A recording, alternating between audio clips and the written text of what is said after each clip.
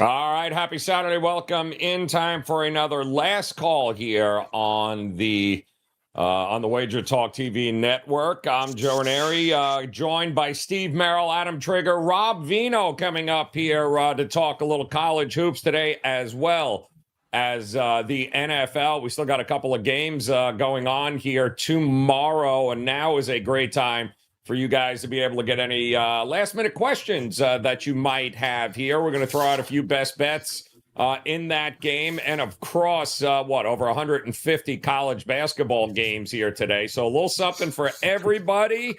Welcome in those of you joining us here on YouTube. Go ahead, smash that like button if you could. Hit that subscribe button if you're new to us. And a big shout out to those of you joining us via the WagerTalk Instagram live feed. It is last call, and this is how we roll. Rob Veno up and in, ready to go here to talk a little college hoops here today, Veno, because we certainly don't have any shortage of games to talk about here. And we're going to tee you up here with game number one, the Big East, as Villanova would do anything for a win right about now here, as they got to take on Butler in this one. Not sure that they'll get it, but both of these teams could use a win. How are you approaching this game here today? Well, I'm going to take a look at the total, Joe, and go ahead and play it over. This game has had some movement back and forth overnight and then this morning. Game opened total-wise at 141.5, shot up to 42.5, some 43s. Overnight has come back now to 140.5, which I think is a real doable range here for these two teams. And part of the reasoning here, Joe, just looking for a bounce back out of this Villanova offense. I mean, that last game at St. John's, where St. John's swept the season series, was Villanova's worst shooting and worst scoring effort of the season in Big East play. Only 37.5% from the floor. Only 50 points scored in that particular game. The prior game that Villanova played, they went up against UConn, played them at home. UConn, good defensive team and a slow-paced team like Villanova. But again, Nova, their second lowest point output of the Big East season, only 65 points there. One case, the St. John's case, they just shot it miserably. The other case, like I say, you had a combination of things, good defense, two teams that play real slow, kept the number down. But here, they don't get either of that. Butler's been predicated on scoring a lot of points, moving at a pretty decent tempo, and they have the third worst Big East defense heading into play today. So a lot of elements here in play that would suggest Villanova can get their scoring production up here in this contest. For Butler, their overall offense, their home offense, their league offense, whichever way you want to slice it up, it's been good all season long at scoring points. 7 Big East games so far. They've scored 70-plus in all of them. At home here, Hinkle Fieldhouse, they're averaging 85 per game on the season. 20 games played by Butler this season. Only one time have they been held under 70, which is kind of crazy when we think back to what we used to believe Butler was. But now under Thad Matta, much better offensive team. Big East games played so far by Butler, 6 of 9 up and over this number of 140. I think, for Villanova, again, Joe, this handicap becomes pretty simplistic for me. They've got a defense that if they're going to score, it's the one to score against. They've got an opponent that's going to push Villanova, and Villanova's defense has not been, the Jay Wright style defense of old. They're giving up 70-plus quite often. I think at my count, it was 6 of the last 8 games, 70-plus given up by Villanova. So, again, we're working with a number that's 140. I'm talking a lot about 70 aside. That hits 140. Games lined at Pick'em. So, therefore, you figure if Villanova's going to have a bounce back, they get into mid-70s here. Butler averaging 80 at home. I just think all the mathematics here add up for an over, and as well as the style matchup here and the bounce back for Villanova. So give me up and over 140 in the Big East game. I think it goes 4 o'clock East this afternoon, 1 o'clock Pacific time. So you've got time, but I'm going to play Villanova at Butler over 140. Yeah, I mean, you also have two teams pretty good at the at free throw shooting, Rob, which always helps there, although Butler doesn't get to the line as much as Nova does. But there's always that There's always that ability of Villanova to finally figure it out because 3-point shots are plentiful for them. So if they start hitting, this thing could be a whole lot of fun here for points, and more points here. All right, college hoops, last 10 days, 17-5, I believe. Veno, you are crushing it, 77%, up 20, almost 25 units here. So definitely seeing it well here in college hoops. And, of course, he'll tell you what he's got on his page coming up here at WagerTalk.com. But again, just want to send a big shout out those of you joining us YouTube. You guys that have been here before, joining us live here today, drop those questions in. If you got any college hoops questions, now would be the time to drop them in. Adam Trigger coming up, as well as Steve Merril. So we'll get to as many of the questions that we have in college hoops. Again, over 150 games. Hell of a schedule here in college basketball here. We got 6 last night, and we got 150 some odd today. So a lot of games if you guys have questions. Also on Instagram, those of you joining us live here, drop your questions in the chat too as well, and we'll go ahead and get to as many as we can. We do want to shift gears here quick and get your thoughts on a game that's coming up tomorrow in the NFL there, Veno. This one is going to be the Kansas City Chiefs taking on the Baltimore Ravens here. Up to 4 now. Don't know that you're going to put that genie back in the bottle the other way anytime soon. So 4 it is for the Ravens. The question is, how do you approach this? What's the best way, you think? Give us a best bet in this game here coming up. Yeah, but both of these games, Joe, I don't think you can get more point-counterpoint discussions than you can with these two games. Been on a lot of shows, talked a lot of football this week, and I mean, you can just go back and forth and back and forth. So singled a couple of things out here. In this particular instance, I'm going to try a first half team total with the Kansas City Chiefs. That number is 9.5. Need to get to 10 to cash this ticket. And there's a pretty strong vig attached to it, minus a quarter, minus 125 on that 9.5.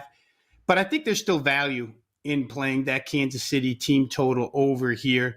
From the technical side, this number seems to be too low and presents an advantage. KC this season, they're the 6th highest scoring first half team.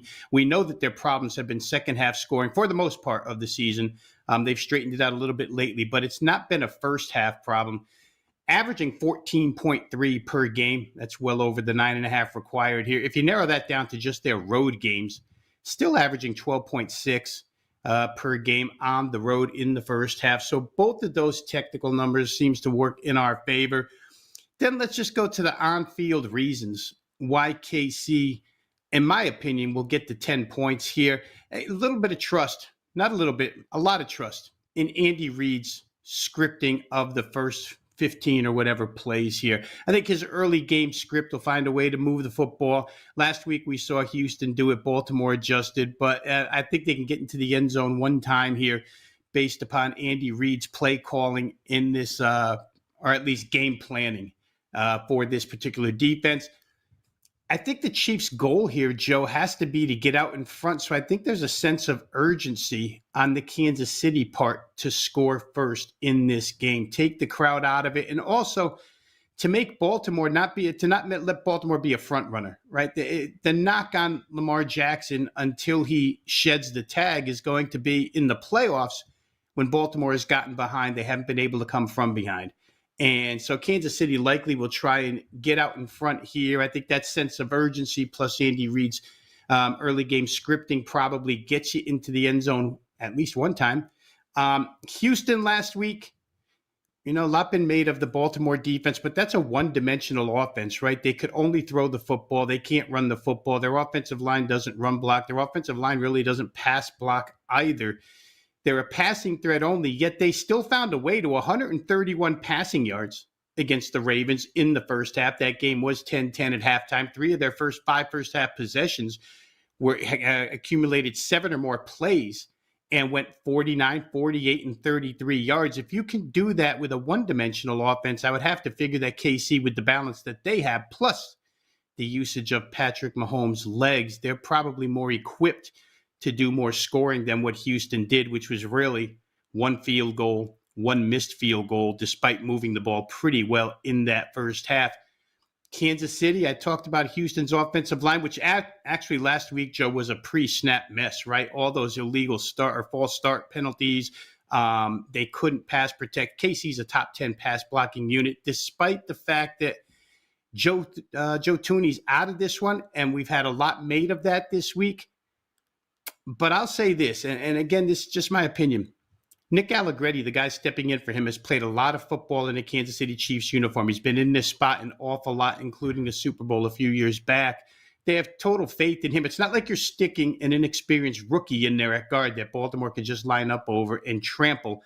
I think that while it's a significant injury, I don't know if it's as significant as most people are making it out to be. So I think Mahomes probably, again, the game plan and Mahomes' mobility probably helps that a little bit. The first half Kansas City point production, as I mentioned, that spot's been good all year long, especially at this number. They seem to be executing offensively a little bit better right now.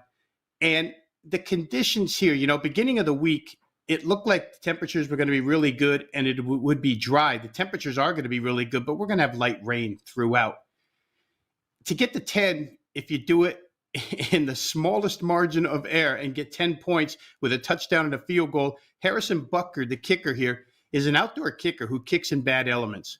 So while this isn't expected to be a huge rain game, I think that him in the rain is not really any type of concern from 45 in. I think KC can get him there and get him a chance. Maybe their defense can help out here too as well early, Joe. That's a little bit of an underrated topic this week, the KC defense. So I'm going to try it. It's been good all season, really, where KC first halves are concerned, but we'll go over 9.5 points for the Chiefs in the first half. Yeah, I can't argue with it there. I mean, give me the over field goal props too here, because you got two of the best in this game here, and neither coach, I think, will have a problem rolling them out onto the field to get some points on that board in those conditions there. All right, Rob Veno, NFL playoffs. You continue to roll there as well. We've got college hoops coming up. We got a bunch of college hoops questions in the chat, Rob. So I'll start going through a couple of the bigger games coming up early. See if you have any thoughts on this. We'll do this with Trig as well. Also, Steve Merril coming up. Both of those guys have big top 25 plays that they're going to break down for you here. But, Vino, let's start 1:30 with something you don't often see. Bill Self and Kansas as an underdog, but that's exactly what they are going to be, taking on Iowa State. At 1:30 here. That's been a pretty good bet over the years, I think over the last decade. Kansas is a dog. Do you trust them here? They've not yet faced good old Iowa State. Anybody like, or at least the size of Hunter Dickinson to this particular point. They haven't faced a big man like that just yet. Going to be kind of hard to defend him in the paint. What do you, did you think one way or the other in this game? Well, I'll say this, Joe. Not too many teams have to face a guy like Hunter Dickinson throughout the season. He's definitely, next to Zach Edey, he's the toughest big man force in the game. Trig, we were on a show yesterday, College Hoop, with Adam Trigger, who ran off a bunch of the Big 12 home records, right, and how difficult it is to win on a Big 12 home floor this year. So for that reason, initial look would be toward Iowa State. And secondly, Joe, at least where I'm concerned, on the road, I've been looking for ways to fade Kansas just because I think they're depth shy. We just talked about Hunter Dickinson, and then you have McCullough, and they're kind of a three-man band on that team, and the surrounding parts aren't always consistent for them. You take that on the road into this type of environment, again, in a league where home courts have been dominant, and maybe Iowa State comes out as the right side here. But again, to your point, Kansas is a road dog. Doesn't happen often. I'm sure to a lot of people that looks appealing as well. But for me, I look to fade Kansas on the road just because I don't think the depth is there this year. And Big 12 home courts have been solid. Yeah, no, they've been really, really solid here. You know what else has been solid? Fading Arizona on the road because they just can't friggin' play on the road. It's the most unbelievable thing. Now they got to hang out in Oregon, and now they got to go to Eugene. If you thought Oregon State was rough, Good luck today with a finally healthy Dana Altman squad there at Oregon that blew out Arizona State on their own home court. 10-0 today, Veno. That is what Oregon is at home. Good Lord, Arizona. My goodness, what's going on here? You leaning one way or the other? It does look like Oregon as a dog seems to be getting some love in the market. Yeah, and again, you and I actually had this discussion off air the other night about Oregon. I think we were both on that side against Arizona State. That game was close early second half, and then they busted it open, win by 19. They look like a different team right now, again, to your point, because they're healthy. The Arizona loss at Oregon State would have you believe that Arizona comes in here with a sense of urgency to win. So this is going to be a heck of a basketball game. I think I didn't play it personally, but I think if you're going to play it, it just comes down to your opinion of each roster, because I think everything else here is equal, Joe. I think the motivation is equal. To me, the rosters are pretty equal. You made the point about Arizona on the road maybe being a fade. That could be true, especially here in this environment tonight. To see them lose back-to-back games to the Oregon schools would be something. But again, this is a tough team. And Oregon, at its peak when they're healthy, is without question in my mind, I would say at least a top 20 team, if not a top 15. So this is a difficult assignment for Arizona. If I had to play, I'd probably look toward the home team here. I think Oregon's going to have a nice second half of the season here now that they've got full health. With you 100% there. All right, Veno, let's talk about it. What do you got up, lock, loaded, ready to go at your page at WagerTalk.com? All right, well, let's start here because I really want to promote NFL football weekend here. As you said, Joe, it's been a good run in the NFL playoffs for me on top of the Wager Talk list of handicappers as number one through the playoffs so far, 71% winners. And we got a 4% best bet up there that I really like. I don't see any shift in the number yet, so it'd be a good time to get involved. But that's the play I really want to focus in on is tomorrow's best bet. Today's college basketball card, of course, for those who are looking for college hoops. They'll be up there, as will NBA. NBA will take a little bit of time.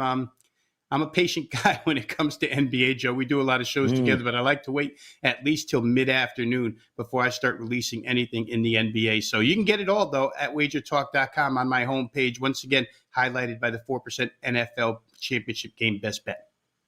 Outstanding stuff, Veno. Get out of here. Good luck with the plays here today. We'll talk to you again during the week. All right, let's go. Those of you just joining us here on YouTube, smash that like button, hit the subscribe button if you haven't done so already. But more importantly, last call is all about giving you guys an opportunity to drop some questions in. We got over 150 college hoops games going on here today. Loaded slate in the NBA as well. Steve Merril coming up.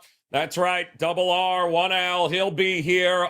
He's got a couple of best bets he's going to talk about in college hoops for you, not to mention there's plenty of NBA to go over. But if college basketball is your thing today, nobody better than Adam Trigger, who is stepping in here. And, well, Adam, you know, we did the show, the college basketball tip-off show yesterday, and we were all wondering what the hell the BYU-Texas game was going to open up at. We thought maybe 8.5, somewhere in that ballpark. Well, we got our answer. I think it was 6.5, but it looks like it's up to 7 now. So the money is rolling in on BYU. Exactly what you said yesterday was going to happen. So how do we approach it now that we know the number here, man? Yeah, Joe, I paused for a second and missed the 6.5, but like I had to trust my numbers here. I made the game 9. Like personally, I know you and I on the show yesterday, we didn't know the line yet. This line kind of came out later than some of the other top 25 games. And you had kind of mentioned like some, you know, there's some people that you respect out there that were making it kind of 8.5. I'm up there with it as well. So once it settled in at 7, I had to jump in. So this will be a client play for me. One of 3 that I already have today. I'll probably add at least one more. I'm just going to trust my numbers and my gut instinct here that BYU comes to just blow Texas out of the water today. Rob alluded to it. I won't read them all off. The Big 12 home records are all, I mean, if you throw Oklahoma State and West Virginia, who I think are probably the 2 worst teams in the conference, out, Everyone's got like a 10 or 11-1 home record, give or take a winner here and there. And BYU is no different, 10-2 at home. And I truly believe Provo is going to emerge as one of the elite sort of home court, metrics, atmosphere, what have you. All of that over the years. I think in the Big 12, you're going to see BYU's home court get stronger and stronger. And I just equate it to the fact that these teams have struggled to go to Lubbock for so many years. Like, Joe, even when you're a Big 12 guy, like even when Texas Tech isn't good, it's like they always win those home games. I think it has something to do with the fact that Lubbock is at a much higher altitude than the rest of the conference. And now you throw Provo into the mix, which is at a higher altitude than Lubbock and a tougher probably trip than Lubbock. So you got Texas coming in. They're coming off of a road win, coming off of two pretty big wins. I mean, the buzzer beater win last Saturday to Baylor. Then they go on the road and beat Oklahoma earlier this week. Now you're asking like a team that's kind of full of confidence to go out there, early tip-off out in Utah. And a team, Joe, that I've never sort of thought this Texas team to be overly disciplined. I also don't think they're like I don't think Rodney Terry's the best coach. And nothing personal against Rodney Terry, but I thought he was average at Fresno State and UTEP. And then the only reason he's a head coach in the Big 12 right now is because Chris Beard did his thing and got booted from there. So I think you pay for the hook 'em, right? Like I always think you pay a premium for Texas, which is why I think that this is, believe it or not, like I think we're getting a good number with 7 here. As high as that seems, I told you I made it closer to 9. So I laid the 7 points. One thing we know, these BYU fans are always there. It does not matter if it's a non-conference game, a conference game, a noon local tip, an 8 p.m. local tip. Like they show up, that place will be completely packed. They cheer their teams on, and this BYU team needs their fans today. Back-to-back losses. But again, can you really fault them? Is there any shame in either of those losses, right? Texas Tech and Houston. I love the way Ali Khalifa has started to sort of assert himself a little bit more. He had 21 points in the Texas Tech game. You're starting to see Traore come back and get minutes. If BYU puts it together today, Joe, they will win this game by 15 to 20 points. That's my prediction. So with that being said, I had to lay the 7. So this is a 4% client play for me. BYU -7. I think they win this by a touchdown and maybe more. Yeah, it's not just the Big 12. I mean, we're starting to see it, of course. I mean, it's obviously well documented. It happened again last night in the Big 10. Wisconsin at home.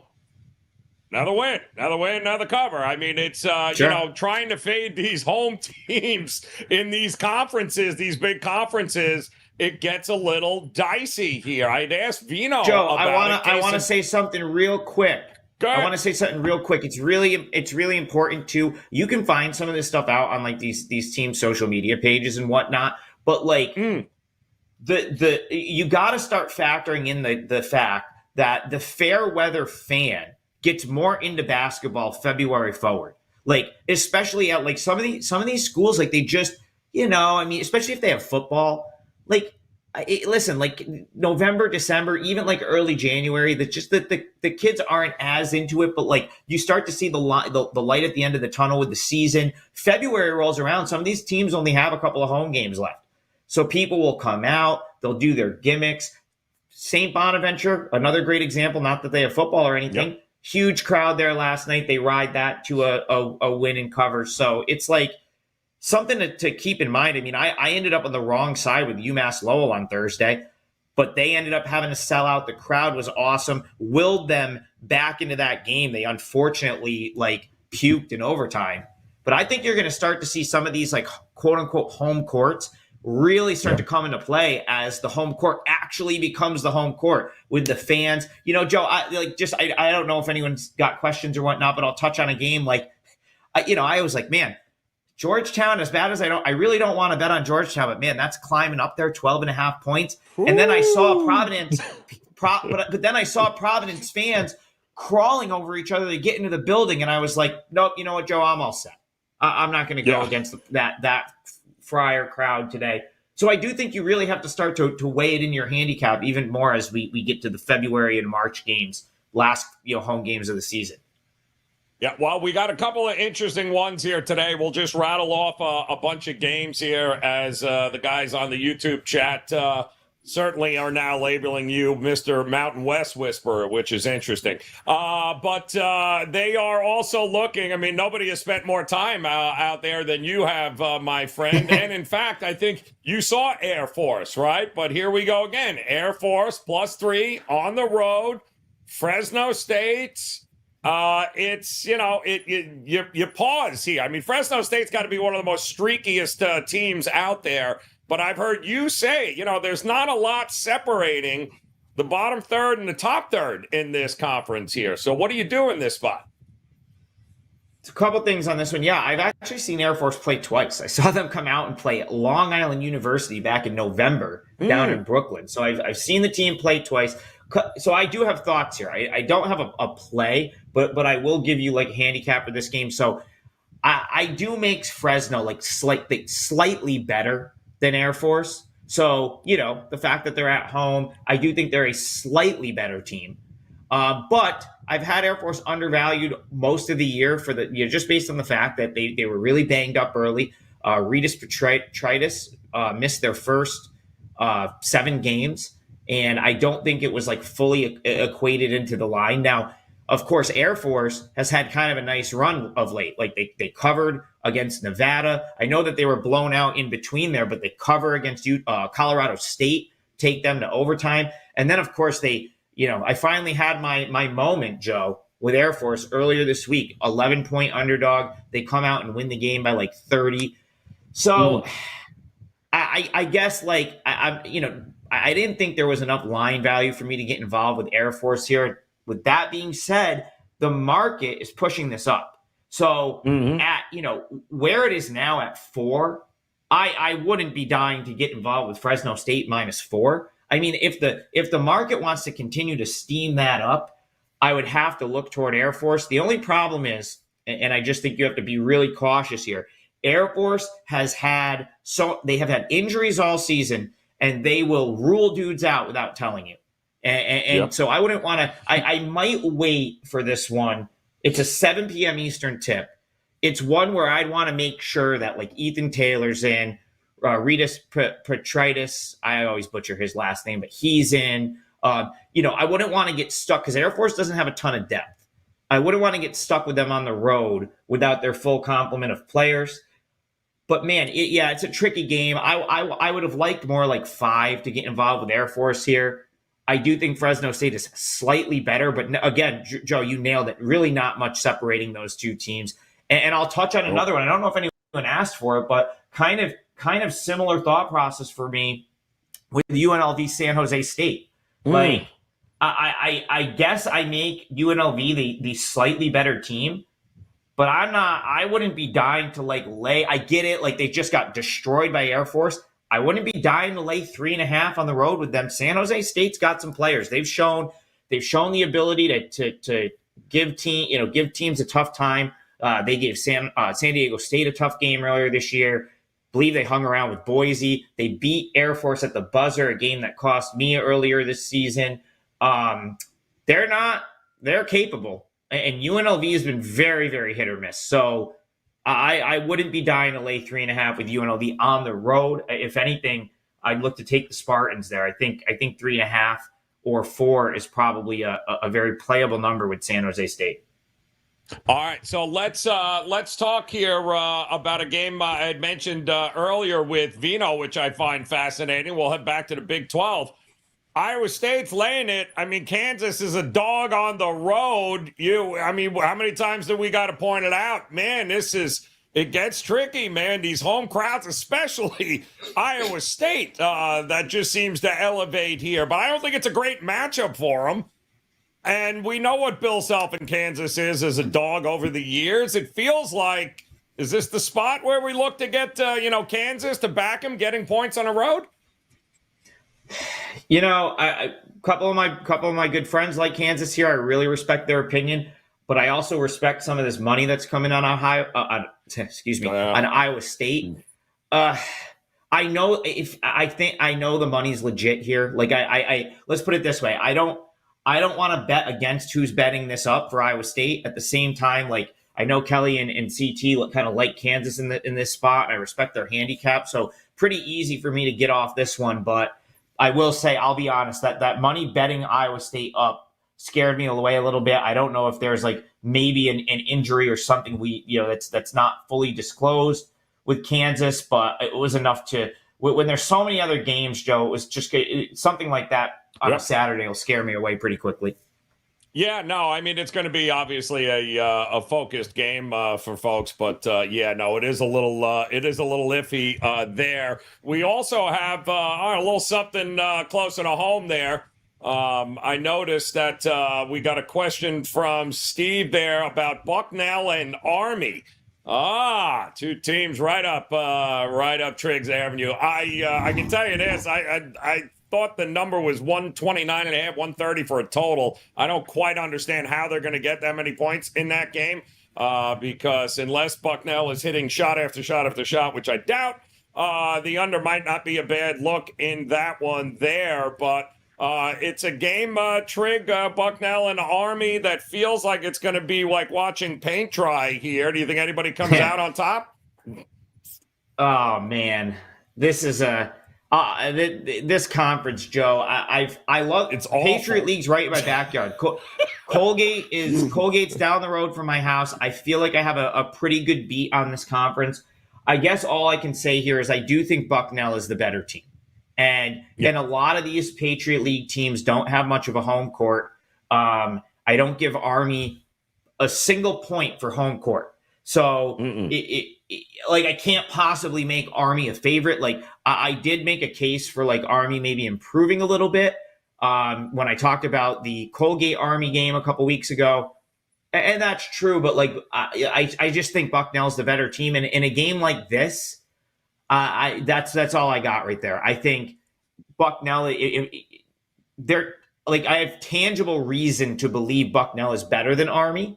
So I think Bucknell plus a point, my numbers would point me to Bucknell there. With that being said, am I dying to back Bucknell on the road? No, I don't think they're that good, but none of these teams are very good. That's just the problem. Like, would I love to take Loyola and take the 7 points against Navy? Of course. I lost with them against Lafayette the other night. But man, these teams are just not very trustworthy, not that good. Same thing with like Lehigh Holy Cross is another one where it's like Lehigh's been missing Higgins. Like, so they were a team I really wanted to back, but now I don't want to as much. And it's like, if anything, it looks like Holy Cross is taking some money there. So kind of a hard stay away. And I'll just kind of round out the conference. I would have loved to play against Colgate today, but I don't think I'm getting the number. Like even though I've kind of come on these shows, talked about how bad I think Colgate is in relation to where they've been the last few years. And I do like this American team. And the one of the few teams in this league that's going to have a home court advantage is American. It's the farthest trip for almost any of these teams. American is down in Washington, D.C., and people do turn out to those games. They have one of the better attendance sort of game to game, year to year than anyone in this conference. So American is a good team to back at home. I talked about it on my Spaces earlier this week that I thought that they would. Jeff Nadu brought it up on my Spaces that he liked American -10 to like blow out whoever they were playing, and they did.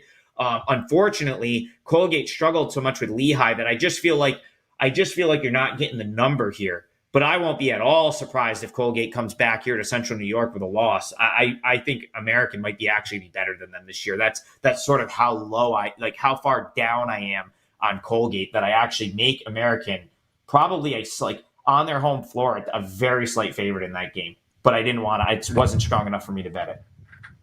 All right, tell us what you got going on at WagerTalk today. No doubt you are locked and loaded here. Big NFL games coming up tomorrow, Trig, and 150-plus college hoops games. What do you got for folks?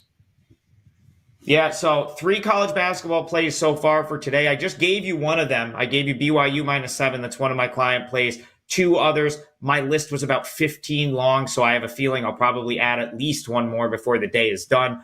Maybe 1 or 2 more, maybe get to like 4 or 5 total. But the 3 I've got locked in, I love. Nice winner on Brian Powers' alma mater for me last night, Joe, with Ohio. he always says Yes. like I'm one of the most famous alumni there, and I'm like I look, and I'm like, it's like him and the girl from Coyote Ugly are like the two people I know from Ohio. Like he's really right. There's really no one. I mean, they're all like politicians and stuff. So maybe Brian Power is one of the most notable alums from that school. Anyway, a nice winner on Ohio. 3 more that I love today. I'll probably add at least one more. And again, BYU is one of those. That one tips at 2 p.m. Eastern. So head over to my page, and there's a good coupon code up as well. I posted it in the promo, so that'll get you. I think it's 7 days for $30 off. So that's a good. That'll get you everything for the next week. And I've got a lot of college hoops over the next week. Yeah, no, huge week coming up here, guys. Now's the time to partner up there. Access 7. Head over to his page now, Adam Trigger. All right, Trig, cash them tickets, brother. We'll talk to you again during the week. All right, we've got one more coming up for you here, and Double R 1L Steve Merril in the house, ready to go here today. Merril, 150 plus college basketball, NFL tomorrow. Loaded NBA slate here today. A little something for everybody. And we got a lot of college hoop fans in the chat room right now on YouTube. Don't forget to hit that thumbs up, guys. Hit that subscribe button if you haven't done. And a big shout out to those of you on Instagram joining us here live today on Last Call. Go ahead, drop your questions about any of these games coming up in the chat there on IG, and we'll get to those as well. Getting a lot of questions about this game, Merril, in the chat room, so let's dive into it coming up this afternoon. OU, the Sooners, taking on Texas Tech here. What are we going to do with this Sooners team at home? Kind of hard to fade home teams in these big conferences, isn't it? Yeah, so I started my college basketball top 25 Saturday video. It's up there right now on WagerTalk TV. So after this show, go back and watch that. They're all afternoon games. And it's interesting. There's only 2 true top 25 matchups. And I added a third game, which is just a bit outside because TCU fell out of the top 25. They're like 30th now. But all 3 of the games are actually Big 12. And this one, Joe, is actually the only top 20 matchup where both teams are top 20. So you can make an argument it's the biggest college basketball game this weekend, and it goes at 2 o'clock Eastern this afternoon. Yet, I believe it's not even on national TV. It's on ESPN Plus, your favorite network, ESPN Plus. Yes. The only top 20 matchup, and it's not even on national TV, which is kind of crazy. I think the total actually has some value, and that's what I mentioned in my video, and I'm going to mention it here on the show as well. 2 good defensive teams, 2 teams that play at a slower tempo, and I think the defense is the way to play this game, and that looks for a low-scoring game. And both games last year were in that 130 range, and this one opened as high as 142 yesterday afternoon. DraftKings is actually being very aggressive. They're putting lines out around 2 or 3 o'clock Eastern on Fridays, a couple hours before the market opens up, and that's one of the purposes of my videos, to kind of dig into those early numbers. But even before the other markets opened up, they dropped it down to 140 and a half, and then others opened it around 140. So the early sharp money was on the under in this game. I'm going to stay away from the side. I agree with you. It's tough to fade these good teams at home. Oklahoma's 11-1 at home this year. But 2 really good defensive teams, 2 teams I think that'll slow things down. And I think this game stays in that 130 range like both meetings did last year. I'd take a look at the under. So it's I'm with you there. Obviously, Porter Moser there, and he's got a team there that may be a little less on offense, but they are certainly going to be determined defensively to stop Tech from scoring here. So don't hate the underlook there. I don't know what the hell to do with this Kentucky team here, Steve. Now they're on the road, taking on Arkansas. Arkansas is, Musselman's got to be pulling his hair out, what he's got left of it. He is now, the last couple of weeks, the quotes of him throwing his players under the bus is just fascinating to me here. But this is not a great team. They're very injured. And yet here comes Kentucky laying, 6.5 here on the road. Do we think Kentucky blows them out, or is there any room for Arkansas to stay within this number? I do wish Arkansas was playing a little bit better. I like Kentucky in this game, so I wish Arkansas was playing a little bit better because the line maybe would be a basket less. But I also don't mind fading Arkansas because, like you said, they're not playing well. And I think it's a good spot for Kentucky for a couple reasons. First of all, they're coming off the loss at South Carolina, and I don't think that was a bad loss. I actually had a strong best bet for my clients on Tuesday night. My top college basketball best bet at WagerTalk.com was on South Carolina plus the 5.5. They won the game outright. I wasn't necessarily expecting a 17-point outright win, but I liked South Carolina. So I don't think that was a bad loss. It wasn't a red flag loss for me. Kentucky was a little flat. They were coming off back-to-back home wins, and they did have this road game on deck. So I look for a Class A team to bounce back. I do think Kentucky is still a Class A team. And, yeah, I have no problem fading an Arkansas team that's now 1-5 in conference play, being outscored by 17 points a game so far. So if you're going to play it, I would lay it with the Wildcats.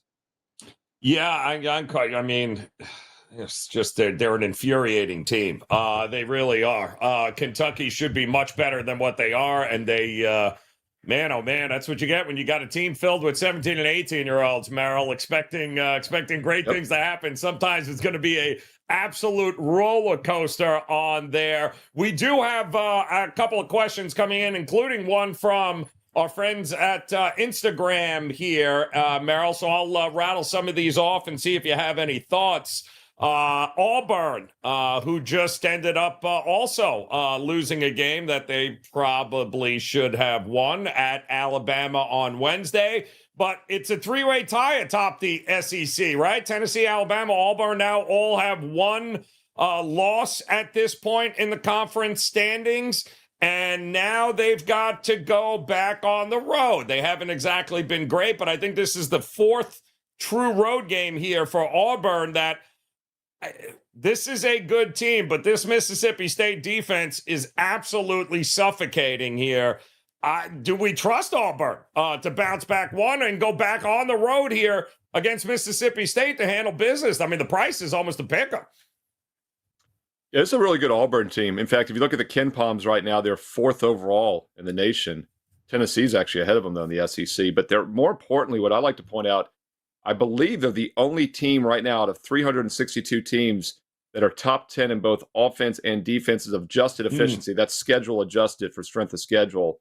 They're 10th and 5th. So a very balanced team. So, I talked about Kentucky, maybe being a Class A team bouncing back.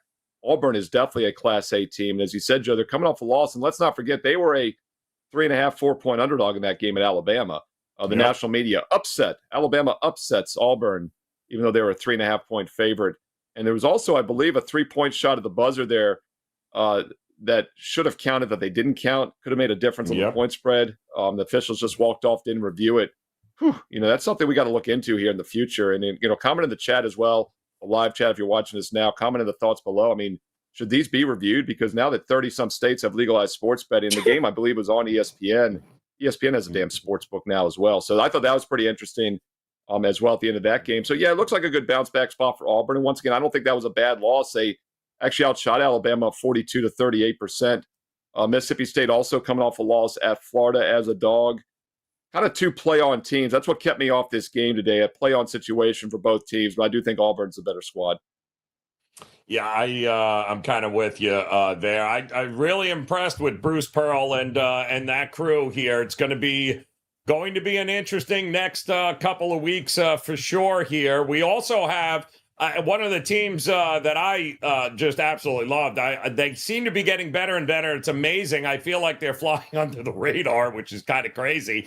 But North Carolina, Merril, is just an absolute machine and seems to be getting better and better. Florida State really turned it around once the ACC play started. I thought they were crap on so many levels, but they've done a really, really good job so far in ACC play. But we're talking a ton of firepower here, my man. It's kind of hard. I think it's 5.5, 6 right now, somewhere in that ballpark. Kind of hard for me to look anywhere but North Carolina these days. What are you thinking? Yeah, I mean, the first thing I always do when I look at North Carolina is, can the team that they're playing slow them down? Because Carolina likes to play fast. That's the case again this year, 46th tempo. But what's surprising about North Carolina is a lot of times, kind of like Kansas, they're very good offensively, questionable on defense. North Carolina actually right now has the fourth most efficient defense in the country out of 362 teams. So this ain't your mama's North Carolina. And Florida State's 122 on offense, 35 on defense, 41st in tempo. So they play fast, just like North Carolina, but North Carolina does it better. So whenever you have a situation where both teams like up tempo, I always want to side with the better team. And it also makes it easier for the favorite to cover in those games because you're going to have more points, more possessions, a faster pace. So does not look like a good matchup for Florida State. No, it does not there across the board. I know you are getting ready here, Merrill. You've got yourself a loaded weekend here, whether it be NBA tonight on a great slate, college hoops, of course, NFL tomorrow. You've been crushing it across the board here. So tell the folks what's going on. You got your videos, by the way, on a bunch of top 25 games available on WagerTalk TV on YouTube. Tell them what you got rolling into the weekend with.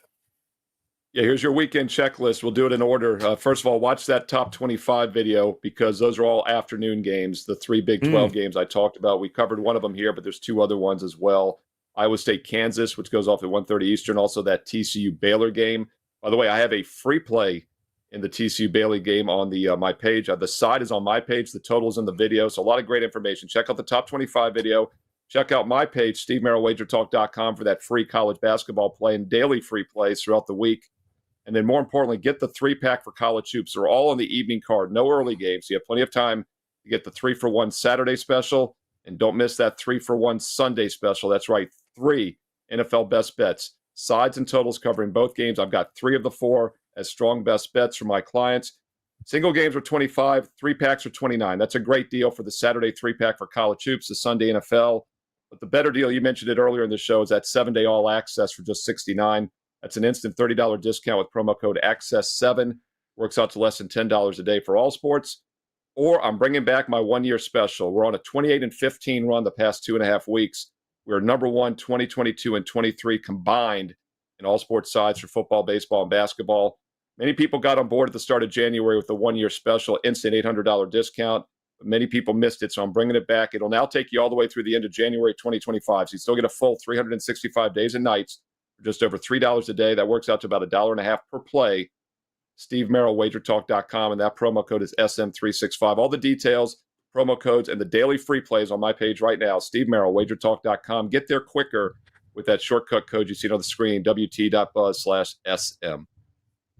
Get out of here, Merrill. Big weekend here, guys, across the board. We appreciate it. Good luck on those plays, and that'll wrap it up here, guys. Another edition of Last Call here on Wager Talk TV. But, of course, this will be available for replay. Those of you on YouTube as well as Instagram joining us today, you can catch any of the games and the previews that you might have missed, but it certainly helps if you hit that subscribe button because nobody's got more content on all the daily and weekly big games coming up than we do here at Wager Talk. So hit the subscribe button, hit that like button. Those of you joining us here live today on this Saturday in the YouTube chat room, we certainly appreciate you. Hit that thumbs up there, and those on Instagram, big shout out, guys. Subscribe. We do the show every Saturday, 11 a.m., leading into the day's card. Plenty of opportunity for you guys to ask as many questions as you like with our experts and our handicappers, and we certainly appreciate you taking the time to hang with us. So on behalf of Adam Trigger, Rob Veno, and Double R1L Steve Merril,